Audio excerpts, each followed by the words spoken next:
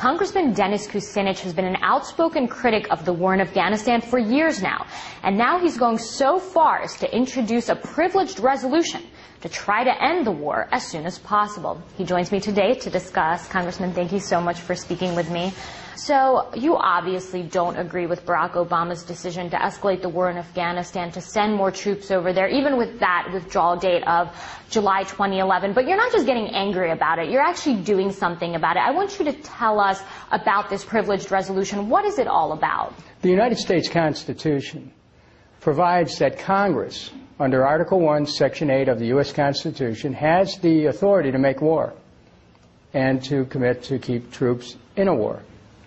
It's not the President's decision alone to make. The President, as Commander-in-Chief, can determine whether or not what the size of troops can be. Congress ultimately has the authority, though, to determine whether or not we send troops.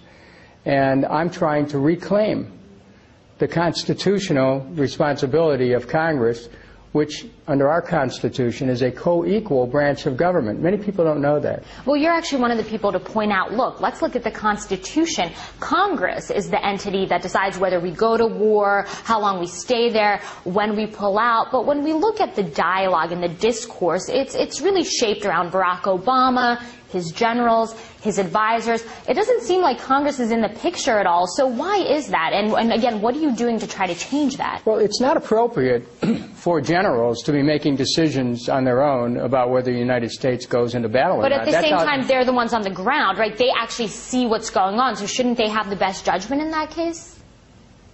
They don't have the final judgment. Not in a democracy.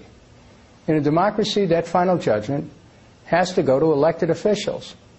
And the elected officials, the way our Constitution is set up, Congress. And so my resolution will force a vote on whether to stay in Afghanistan.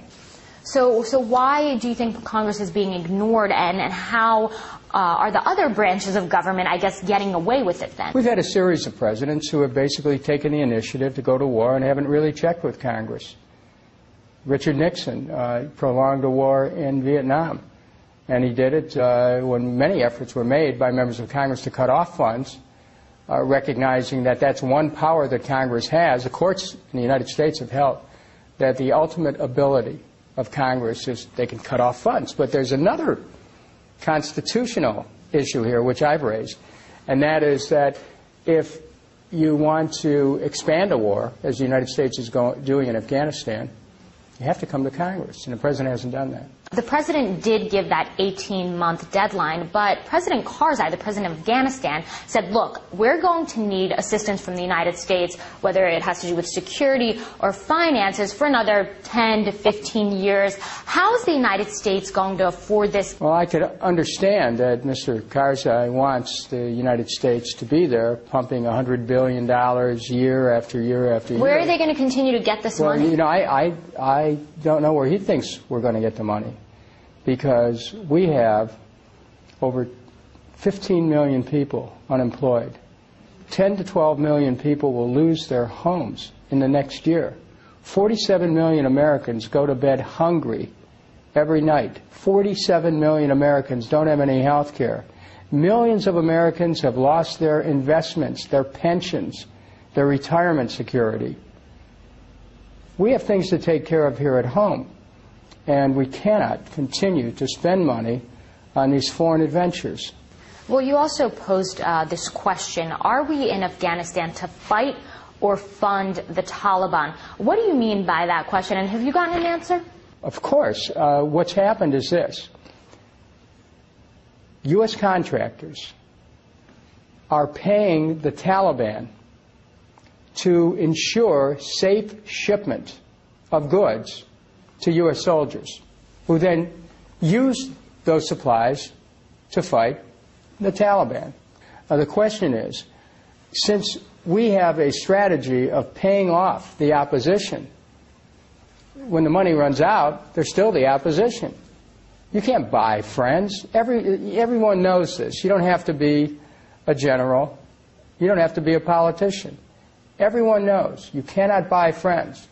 The friends who you try to buy are the least reliable of your friends. The friends we try to buy in Afghanistan are with us one day, and the next day they're shooting at us. You cannot buy friends. You touched upon unemployment earlier on. War creates unemployment. That's certainly the message that you've tried to spread, at least on the floor of the House of the Representatives. Can you justify that claim, and how have your colleagues received this statement? Well, war takes money out of the economy. You have to have priorities of how you're going to spend your money. War is a drain on the economy. War is capital intensive. They build machines. The machines take the jobs of people. War spends money on high technology, okay? The high technology costs a lot of money. War is capital intensive, not labor intensive. For all the money that we spend on troops, the money that we spend for tanks and planes and guns dwarfs that amount. So we have to remember that war is not a way to create jobs. It's a way to kill jobs. Each soldier costs on the average about $1 million a year. That's a rule of thumb, okay? For $1 million a year, you could create 25 jobs that would pay $40,000 a year. So the ratio is at least 25 to 1. Jobs in the civilian sector as opposed to the military sector with spending $1 million.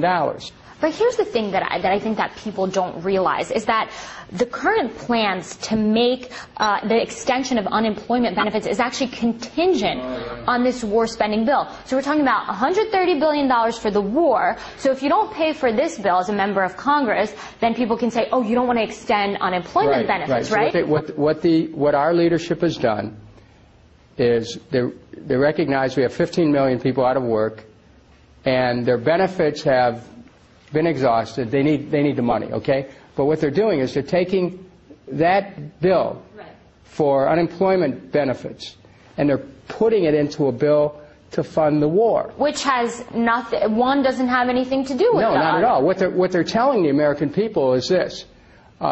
If you agree to put your sons and daughters on the firing line, then we'll pay you for standing on the unemployment line. They've tied the two together. It's grossly immoral. What they're saying is that war is part of our permanent economy. And a war-based economy eventually is going to collapse because it relies on death, it makes money for military contractors, it limits the opportunities of young people for the future, and it drains money from other priorities. We can't sustain this. America's going broke. We've given trillions of dollars for Wall Street, trillions of dollars for war. Meanwhile, we've got all these people out of work, people losing their homes, their jobs, their retirement security, their investments. I mean, that's not what America's supposed to be about. Still, you know, Barack Obama made a case for war in his speech both to the American public and also when he accepted the Nobel Peace Prize. And everyone was sort of talking about this just war theory, the just war principle. You've said that sometimes the war is not just, sometimes it's just war. And you are the opposition. Why is that? The war has been a nightmare for Americans now for 8 years, okay? It was okay for us to strike at al-Qaeda's training camps. But it's wrong for us to stay there and occupy it. The occupation in Afghanistan, just like the occupation in Iraq, has fueled an insurgency. And that insurgency is the Taliban. Even the U.S. generals say there's not much of a presence in al-Qaeda in Afghanistan anymore. So why are we there? The more we dig in, the more opposition we're going to get. The United States has to seek new cooperation and a new relationship with Russia, with China, and with Iran to be able to come to grips with the situation in Afghanistan. We cannot continue to occupy. We cannot impose our will. We will not create a democracy in a country with large tribal territories. We will not be able to break the hold that opium has on the economy of Afghanistan. Sometimes in life you have to realize that there's some things you have only a limited ability to change. And we have to recognize that we've met the extent of we've met our limitations here, and we should leave. So do you think that Barack Obama was essentially pressured, maybe by his generals, some of his advisors, to make this decision? Absolutely right. You don't believe that in his heart he feels that this is the right decision? There's no question. I mean, some of his generals made remarks publicly